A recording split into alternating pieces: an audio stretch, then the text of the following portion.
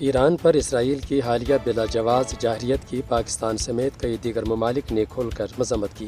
پاکستان کے وزیر اعظم نے دو ٹوک الفاظ میں اعلان کیا کہ پاکستانی حکومت اور عوام اپنے ایرانی بھائیوں کے ساتھ کھڑی ہے اور ایران کو اقوام متحدہ کے چارٹر کے تحت حق دفاع حاصل ہے، جبکہ دوسری طرف بھارت نے ایران پر اسرائیلی جارحیت کی نہ صرف کوئی مذمت نہیں کی بلکہ اسرائیلی موقف کی تائید میں غیر اعلانیہ سفارتی خاموشی اختیار کر لی گئی، یہاں تک کہ بھارتی میڈیا اور تھنک ٹینکس کی جانب سے ایران کو جارح اور اسرائیل کو دفاعی پوزیشن میں دکھانے کی کوشش کی گئی۔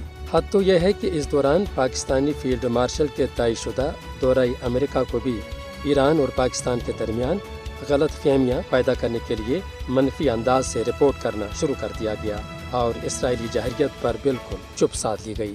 اسی تناظر میں آج بھارت کے اندر بھی مودی سرکار کی نسل پرستانہ سوچ موضوع بحث بنی ہوئی ہے اور بھارت کے معروف صحافی رویش کمار بھی خاموش نہ رہ سکے۔ آج گودی میڈیا کا کوریج دیکھیے۔ اسرائیل کے بارے میں پتہ نہیں، لیکن اسرائیل کیے بیٹھے ہیں۔ کیا آپ کسی گودی اینکر کو جانتے ہیں جس نے غزہ میں ہو رہے نرسنگھار کو لے کر اسرائیل کی نندا کی ہو؟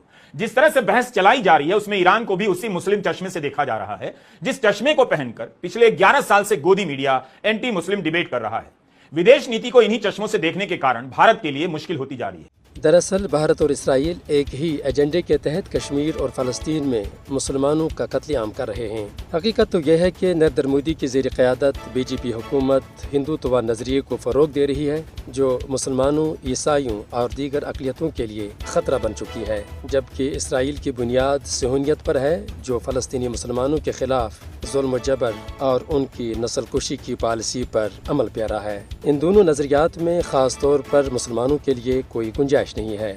یہی وجہ ہے کہ بھارتی حکمران بھی محض اپنے مذہبی تعصب کے سبب اسلامی جمہوریہ ایران پر اسرائیلی جارحیت کے حوالے سے بالکل خاموش دکھائی دیے۔